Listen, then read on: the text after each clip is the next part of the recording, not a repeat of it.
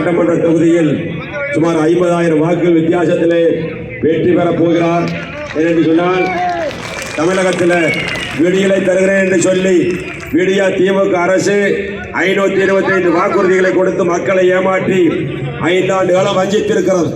இன்றைய சூழ்நிலையில் சட்டம் ஒழுங்கு சந்தி சிரித்துக் கொண்டிருக்கக்கூடியது, விலைவாசி கட்டுக்கடங்காமல் இருக்கிறது. அதனால் தமிழகத்தில் மாற்ற வேண்டும் என்று சொல்லி மக்கள் முடிவு செய்திருக்கிறார்கள். அதனால் தமிழகத்தில் மிகப்பெரிய மாற்றம் ஏற்பட்டு நம்முடைய என்டிஏ கூட்டணி மாண்புமிகு நம்முடைய கழகத்தினுடைய பொதுச் செயலாளர் முன்னாள் முதலமைச்சர் அண்ணன் எடப்பாடியார் அவர்கள் கூறியது போல 210 தொகுதிகளில் மிகத்தான வெற்றியை பெற்று மாண்புமிகு புரட்சி தலைவி அம்மாவுடைய அரசு அண்ணன் எடப்பாடியார் அவர்கள் தலைமையில் அமைவது உறுதி. அந்த வகையில் மாண்புமிகு புரட்சி தலைவி அம்மா அவர்களும் அண்ணன் எடப்பாடியார் அவர்களும் 10 ஆண்டு காலம் தமிழகத்தில் ஆட்சி செய்த அந்த பொற்காலம் மீண்டும் திரும்ப வேண்டும். அண்ணன் எடப்பாடியார் அவர்கள் கொடுத்த வாக்குறுதிகளை முழுமையாக நிறைவேற்றிட வேண்டும். அதற்கு மத்தியிலே நாம் கூட்டணியில் இருக்கக்கூடிய பாரதிய ஜனதா கட்சியினுடைய கூட்டணியில் இருக்கின்றோம்.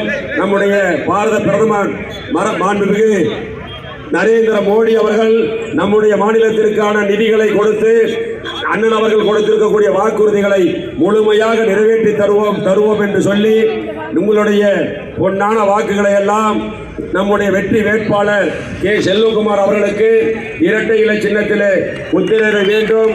அதற்கு நம்முடைய எம்பி கூட்டணியில் இருக்கக்கூடிய கூட்டணி கட்சிகள் அனைவரும் ஒன்றுபட்டு பாடுபட்டு அரவக்குறிச்சி தொகுதி திமுக தான் ஜெயிக்கும் என்ற ஒரு மாய தோற்றத்தை இந்த முறை மாற்றி அமைக்க வேண்டும். அதற்கு நீங்கள் எல்லாம் ஒற்றுமையாக